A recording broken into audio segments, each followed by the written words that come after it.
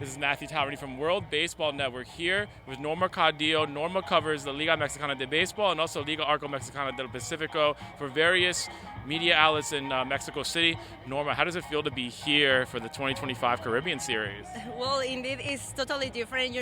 In Mexico have a little different area. I mean, for example, in Mexico, maybe it's more like the baseball is more easy for the long bats.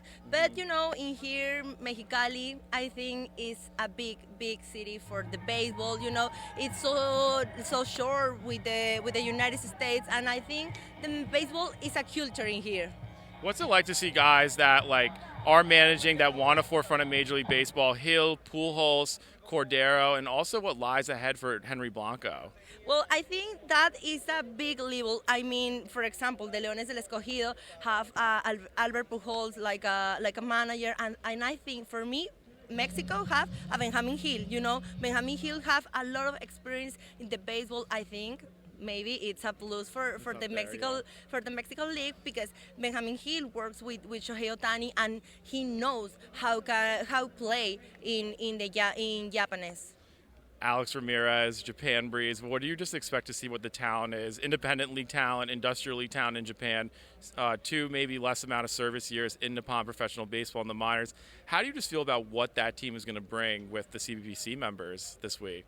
Well, I think maybe in Mexico in the last years is a little group up in that situation. I mean, for me, Japan here, it's maybe I don't know if it's the same level, because sometimes say in the last World Classic, Mexico fight with him.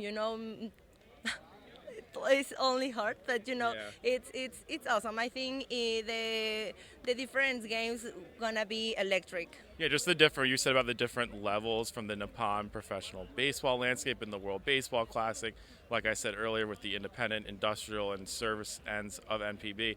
What do you just feel about United States fans that can get interested into the Caribbean Series atmosphere?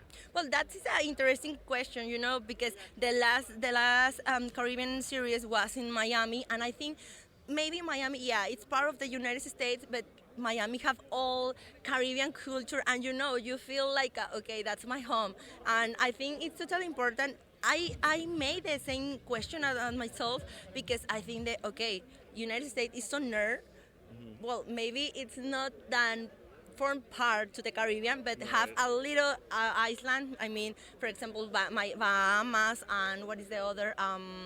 Curacao. Hawaii, Curacao, Yeah, and Hawaii, yeah. so I think maybe it's a big possible to comes the United States for the Caribbean. I think the level changed. I had a Panama, Curacao, and maybe I need all that different culture in here. Just one more question. The Serie de las Americas that happened last night with Panama beating Nicaragua, how do you just feel about that tournament that could possibly be the winner coming to the Caribbean Series in the future, or what lies ahead of what other talent that could just be in this field?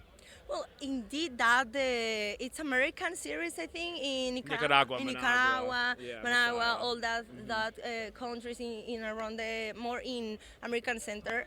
So, for example, Nicaragua, I think was in 2 years ago. Yeah, I think I followed their league in there, and it was like, oh my God, have a good baseball. It was before the classic, the World Classic, Yeah. and I think maybe that needs all expansion. But I understand, because the Caribbean Series is before the Super Bowl, and indeed in that edition was totally different. The edition was early than the other years. So I think maybe need a more planification in that things best.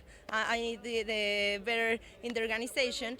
But maybe in a future the Caribbean series maybe 10 or 11 days more.